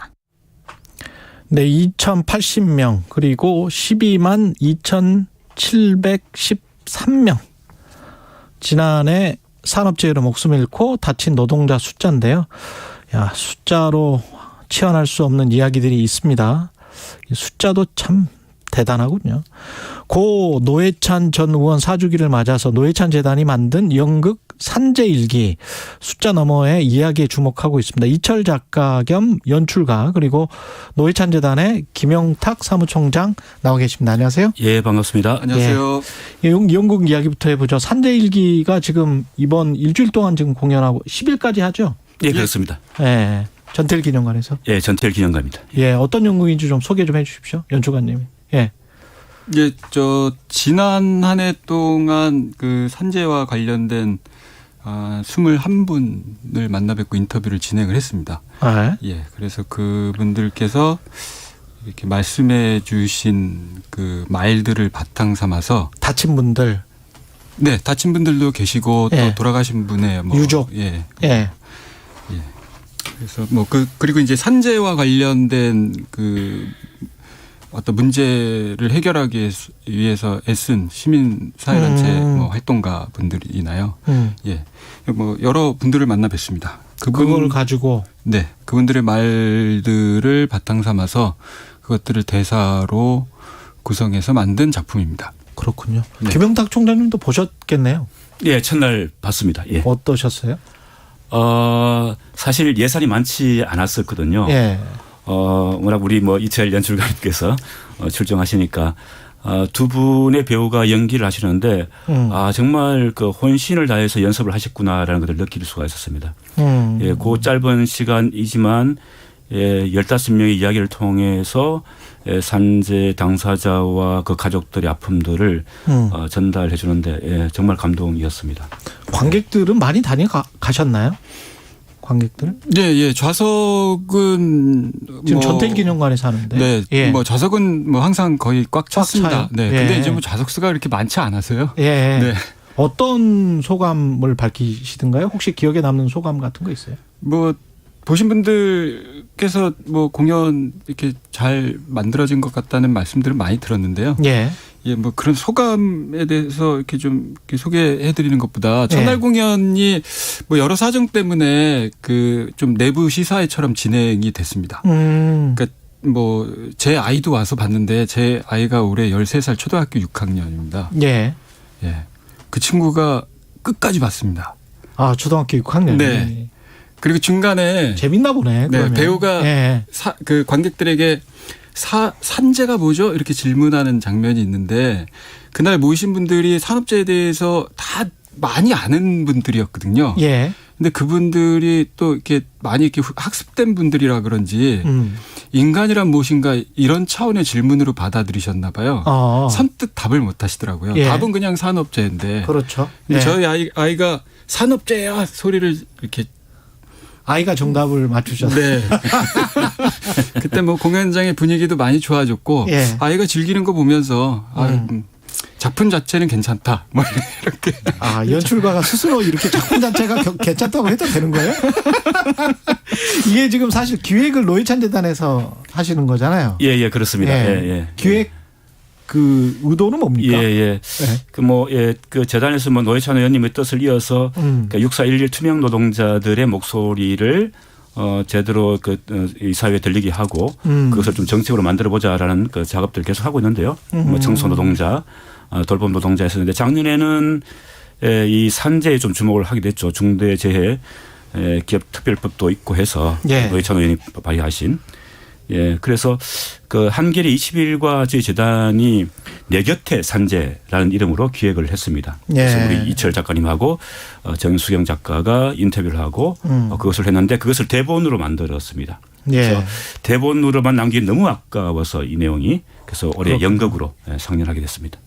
지금 투명 노동자 말씀을 하셨는데 이게 지금 6411번 버스를 첫 버스를 타고 강남역 쪽에 빌딩 청소하는 청소 노동자들 이야기잖아요. 이게 투명 그렇습니다. 노회찬 의원이 이야기할 때 그 투명 노동자는 그렇습니다.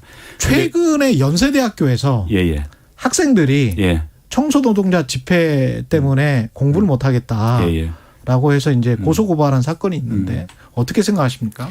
그러니까 그게 우리 사회에 이 공감이라고 하는 이 소중한 가치가 얼마나 좀 훼손되고 사라졌는지를 단적으로 보여주는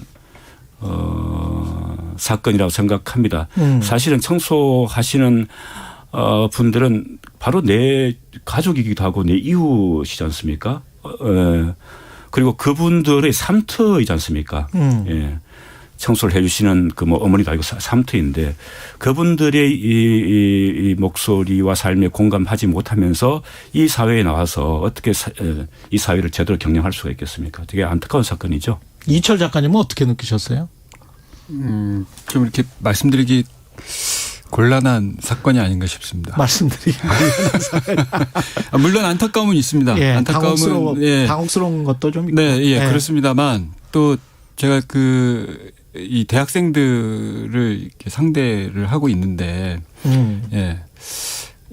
이 친구들에 대한 좀 궁금함이 있거든요. 왜 이런 생각을 갖게 됐을까? 그것에 대해서 평가하는 거는 한순간에 말로써 내뱉을 수 있지만 잠깐 유보를 하자 평가를. 그러니까 그런 생각을 하기까지 어떤 과정이 있지 않았을까? 전 좀 그런 데 관심이 있습니다. 충분히 한번 이해를 해보자. 그 구조를 이해를 해보고 그다음에 조금 더 공감을 그런 상황에 대해서 어떤 판단을 했고 그 판단의 결과로서 그런 소를 제기했을까? 전 좀 그런 거를 파악해 보는 것에 좀 더 마음이 있습니다. 그런 걸로 나중에 또 연구도 한번 만들어 보셔도 좋을 것 같아요. 왜냐하면 이게 지금 인터뷰를 영국으로 옮긴 거잖아요. 지금 말씀 들어보면 어려웠을 것 같은데 이 영국으로 옮기는 게 이게 아까 재미도 말씀하셨지만 다큐를 예술로 만들기가 쉽지 않은데요. 그렇죠. 요즘에 다큐라는 단어가 그렇게 유머 코드에서는 항상 재미없고 그냥 쓸데없이 진지하고 맥락에 이해하지 못하고 뭐 이런 뜻으로 많이 쓰이죠. 그렇죠. 현실을 예술로 만들어서 뭔가 재미도 주고 의미도 주는 작업이 어렵잖아요. 근데 이제 이 산업재해라는 것을 사회적으로 다룰 때 이 작품도 2080과 122,713이라는 숫자로 시작을 합니다만 그 산업재해를 그 수치로 보통 이렇게 드러내죠. 그 심각성을. 근데 이제 그 수치는 사실 그 일을 실제 겪은 사람의 경험은 드러내지 못합니다. 그렇지.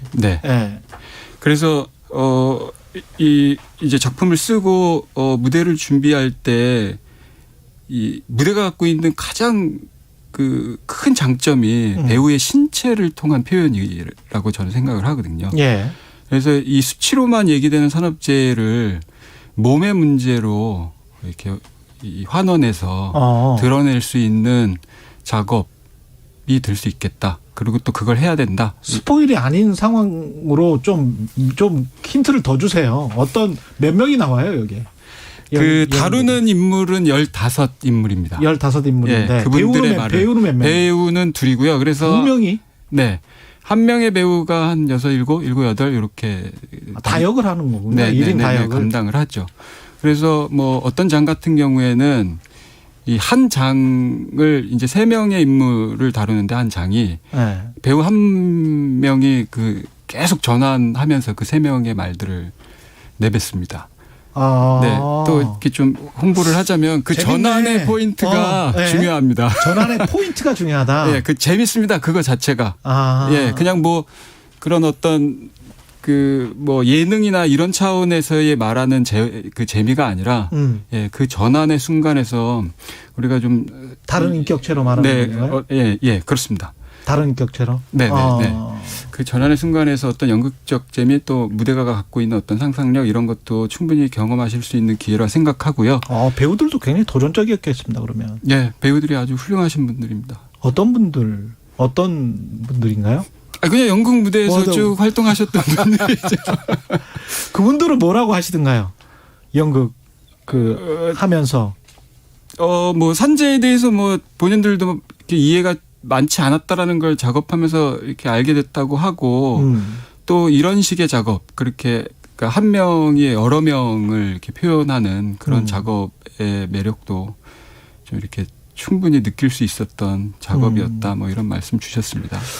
사무총장님께 여쭤봐야 될 거는 사실은 중대재해처벌법은 2017년에 노회찬 의원이 그 최초로 발의한 법안이었단 말이죠. 예. 그래서 이제 어렵게 올해 1월 27일부터 시행이 됐고 한 6개월 됐는데 근데 이제 정부의 기조가 법 완화 또는 개정 이쪽으로 지금 가고 있고 예.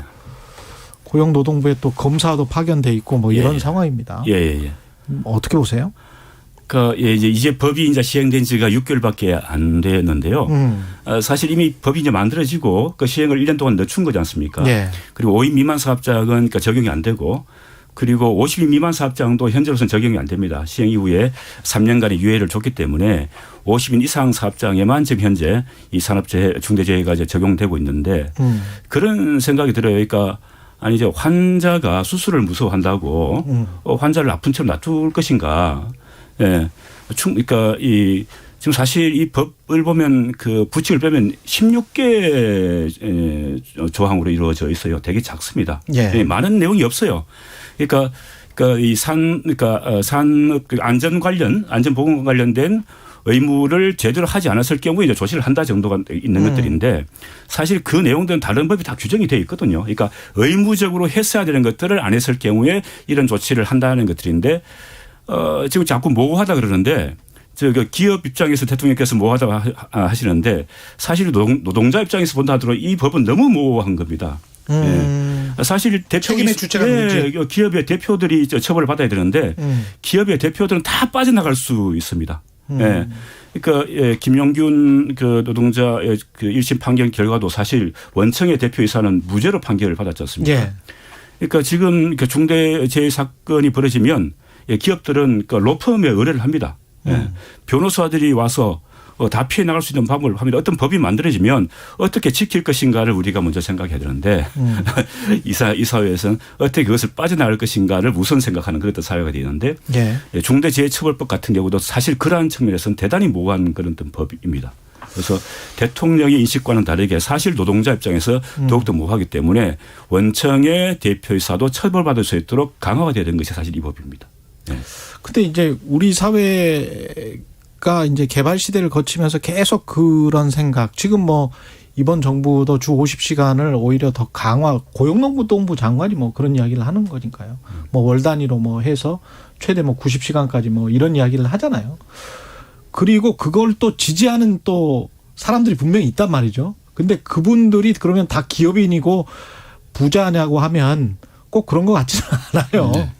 그러면 이 과로로 인한 진짜 또 그 어떤 안전 수칙을 제대로 지키지 않은 이런 중대재해가 그냥 OECD 국가 중에서 제일 많이 발생하는 나라인데 이거는 그냥 덮고 그냥 경제 성장률만 높으면 최고인 것 같은 그런 인식이 우리 안에 있는 거 아닙니까? 그게 뭐냐면 그 뭐 예전부터 뭐 산업 전사를 해서 이 산업 현장을 뭐 전쟁터로 묘사해 왔던 그랬던 과거의 역사도 있지만 지금의 현실로 본다 하더라도 아직까지 그만큼 먹고 살기가 되게 힘들다는 이야기입니다.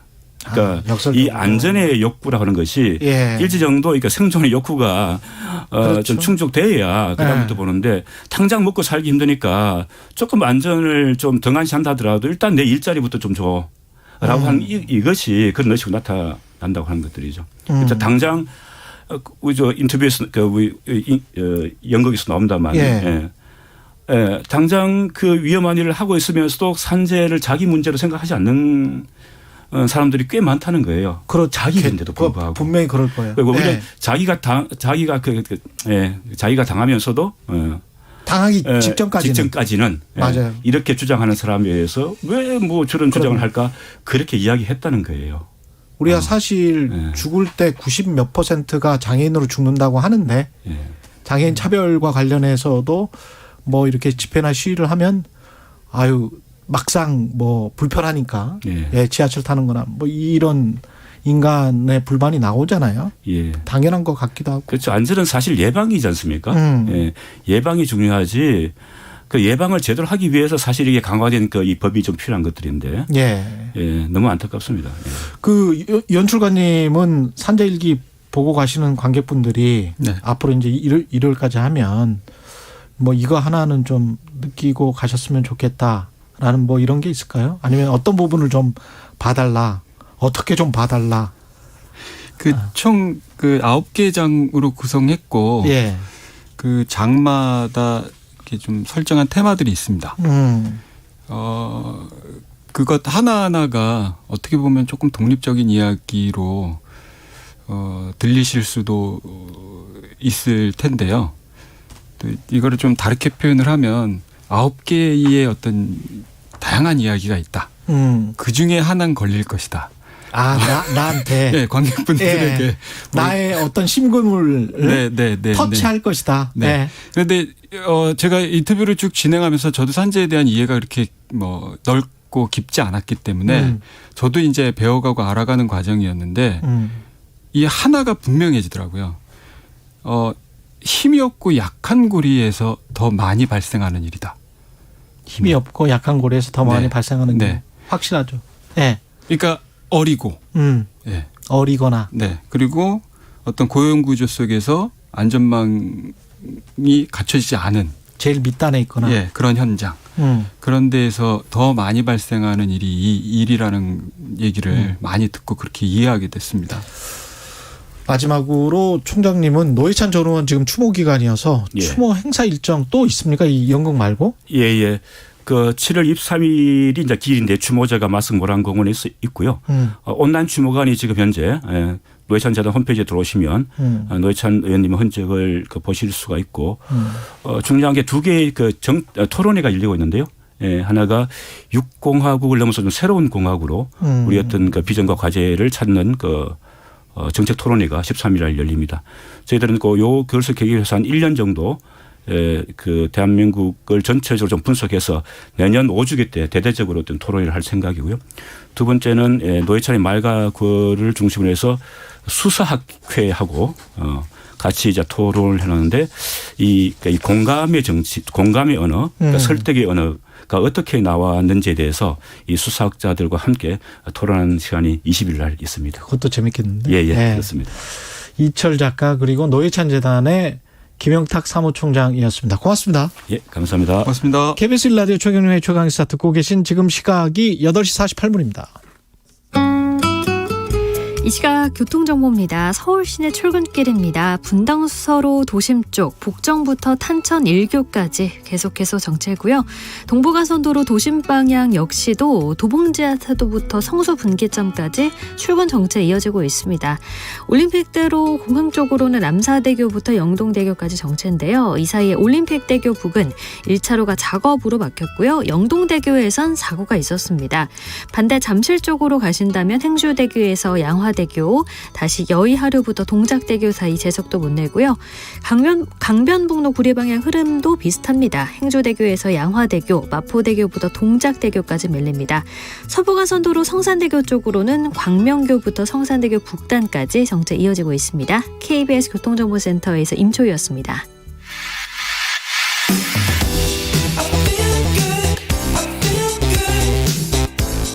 세상에 이익이 되는 방송 최경영의 최강 시사. 네, 코로나19 신규 확진자 숫자가 2만 명 육박하고 있습니다. 매주 확진자가 2배씩 늘어나는 소위 더블링 현상까지 일어나고 있는데요. 정부도 코로나 재유행에 대한 대비 나섰고요. 국가감염병 위기대응 자문위원장이십니다. 한림대학교 의과대학 호흡기내과의 정기석 교수님 연결돼 있습니다. 안녕하세요, 교수님. 네, 안녕하십니까. 예, 지금 상황은 우리가 우려해야 되는 상황입니까? 예, 좀 걱정은 되는 상황입니다. 하지만 아직까지는 유행의 규모가 가늠은 못하겠지만 그렇게 아주 많이 증가하는 것 같이 보이지는 않고 있습니다만은 예. 여러 가지 상황들이 앞으로 점진적으로 증가는 할 것이다라고 보여집니다. 어떤 요인들 때문에 그렇죠? 많이들 얘기가 되고 있지만 우선 저희가 걱정하는 것은 이 BA5라는 새로운 그러니까 소위 하이 변이가 우리나라에 지금 최근 들어 급증하고 있거든요. 예. 그전에는 좀 잠잠하다가 갑자기 굉장히 늘어나는데 그 비율이 굉장히 높게 나타나고 있고요. 그 외에는 사실은 이제 기본적으로 우리가 많이 이제 경각심이 해이됐기 때문에 뭐 자유롭게 사람들도 만나고 그렇죠. 또 이제 한여름이니까 이제 실내 에어컨 아래 모여서 환기하지 않고 이제 오랫동안 지내면 그중에 혹시라도 환자분이 있으면 이제 감염이 되고 하는 그런 것들이고 면역도 이제 조금씩 많이 떨어지고 있는 시기가 되고 뭐 저는 이제 이번 가을이 되면 면역이 거의 다 전 국민이 면역이 다 떨어진다고 보는데 그 사이에도 이제 면역이 형성이 안 됐던 분들 면역이 형성됐다가도 빨리 떨어지는 분들이 지금 이제 7월, 8월에 나오게 되죠. BA5는 그 지난번에 오미크론하고 뭐가 다른가요? 이것도 오미크론입니다. 오미크론의 이제 형제들인데 BA1을 이제 원래 오리지널 오미크론이라고 하고 예. BA2가 이제 한때 얘기 나왔던 스텔스 오미크론입니다. 처음에 발견하기 어렵다고 그래서. 근데 이제 BA2가 BA1에 비해서 전파력이 훨씬 세다고 했는데요. 이게 쭉 이제 형제들인데 이게 BA1, BA2, BA4, BA5, BA5까지 가니까 전파력이 더 센 거예요. 그래서 스텔스 오미크론이 오리지널 오미크론보다 전파력이 셌는데 이 BA5는 스텔스 오미크론이라는 BA2보다도 한 35% 세다. 이렇게 나오고 있죠. 그러니까 어마어마한 전파력을 갖고 있는 것이 좀 놀랍고요. 그다음에 아직까지 전 세계적으로 치명률이 더 높다 이런 거는 지금 나온 게 없습니다만 예. 최근에 연구 자료를 보면은 허파 쪽으로 폐를 침범하는 것이 오리지널 오미크론보다는 조금 더 강한 것 같다. 이런 얘기가 나오죠. 지금 예, 말씀하십시오. 예, 그래서 이제 폐를 더 침범하게 되면 아무래도 중증이나 치명률이 높아질 가능성이 좀 더 있겠다. 이렇게 좀 우려가 되는 바입니다. 그러네요. 지금 현재 치명률 보면은 독감 정도하고 비슷합니까? 어떻게 보세요? 예, 지금은 독감보다 조금 높은 수준입니다. 전체적으로는 0.13%이기 때문에 독감보다 높은데요. 이거는 이제 누적이고 최근에 오미크론에 대해서는 그보다 훨씬 더 낮습니다만은 이제 이렇게 생각하셔야 돼요. 독감은 우리가 아무 신경 안 쓰고 그냥 마스크도 벗고 뭐 독감 예방주사 맞고 치료받고 이러면서 나오는 거고요. 네. 지금 이 오미크론은 그래도 다 철저히 조심을 하지 않습니까? 다 마스크 쓰고 실외에서도 심지어는 다 쓰고 다니시고. 예. 네. 이런 와중에 나오기 때문에 예를 들어서 우리가 일상으로 돌아간다. 제2의 독감이 된다 하면서 다 풀었을 때는 이보다 훨씬 많은 더 높은 치명률이 나올 수밖에 없는 거죠. 그래서 아직까지는 독감이라고 안심하기에는 여러 가지 지표들이 불안하다 이렇게 말씀드립니다. 그러면 지금 60세 이상 분들은 4차 백신 접종을 하고 있는 거죠? 예, 지금 높지는 않은데 4차 백신 접종률이 60세 이상에서 한 30%대로 지금 돼 있긴 합니다. 예, 그럼 나머지 연령대도 아까 말씀하신 거 들어보면 4차 백신 접종은 해야 되는 거죠? 그 부분은 좀 이게 분명하게 말씀드리긴 어렵지만 그래요? 제 개인적인 그 의견으로는 60세 이상이거나 기존에 만성 질환이 있는 분들, 그러니까 소아들도 뭐 당뇨병도 있을 수 있고 30, 40대도 뭐 여러 가지 병들이 만성 질환이 있을 수 있으니까 그런 분들은 나이에 상관없이 4차 접종을 맞으시는 게 유리하고요. 예. 아무 병도 없는 60세 미만의 건강한 분들은 4차 접종을 굳이 맞아야 되겠나 하는 그런 생각을 가지고 있습니다. 그렇군요. 왜냐하면 예. 이게 가을에 우리가 백신 확보가 정말 중요한데 가을에 백신이 새 백신, 소위 계량 백신이 확보되는 대로 다 같이 한번 맞아줘야 되거든요. 아. 그때는 독감 백신 맞듯이 우리가 예. 9월부터 해서 10월, 11월까지 독감 백신을 전국적으로 맞지 않습니까? 예. 백신 확보만 되면 이번 가을에 이 오미크론용 계량 백신을 다 같이 한번 맞아줘야 됩니다. 그렇군요. 그렇다면은 지금 예. 4차를 맞고 또 한 두세 달 있다가 또 맞고 하는 것은 너무 그러네요. 백신이 너무 이제 좀 난항될 우려가 있죠. 그러네요. 그 시중에 떠도는 말이 그 계량 백신 이게 mRNA 그 기존에 우리가 맞던 것들 있지 않습니까? 모더나 이쪽에서 그 했던 것과는 다른 원래 백신 쪽인 건가요? 이 계량 백신이라는 게? 원래 이 계량 백신이 지금 크게 두 가지로 나오는데요. 예. 대개는 이제 화이자 모더나에서 공통적으로 만들고 있는 것이 이가 백신이라고 예. 원래 우리가 맞고 있는 그 최초에 나왔던 우한 바이러스 예. 그거 플러스 BA1에 대한 겁니다. 오미크론 중에서도. 예. 근데 문제는 이 BA1을 갖고 실험을 해봤더니 임상 시험을 했더니 BA5에 대해서 그렇게 썩 막아줄 것 같지 않다는 거죠. 아. 큰일이 났죠. 예, 실컷 기다렸다가 처음으로 이제 2년 반 만에 계량 백신을 만들어냈는데 지금 돌고 있는 BA5는 잘 안 듣는 거예요. 그렇군요. 예, 지금 미국도 BA5가 50% 넘었고 우리나라도 아마 다음 주 발표는 50% 넘을 거예요. 예, 이번 주에 24% 나왔는데. 그럼 이 예, 계량 그렇게 백신이라는 건 BA5에 맞춰진 백신인 거네요. BA1에 맞춰져 있죠, 지금은. 예. 그런데 그래서 이제 지금 전 세계적으로 이렇게 가다 보니까 유럽도 마찬가지고 예. 그 회사들에서는 BA5를 지금 급히 만들고 있고 급히 만든 이제 우한 오리지널 플러스 BA5를 두 개를 섞은 이가 백신을 10월 초에 미국에서는 접종을 출시해서 접종을 시작하겠다라는 계획이 지금 나와 있습니다. 그렇군요. 예.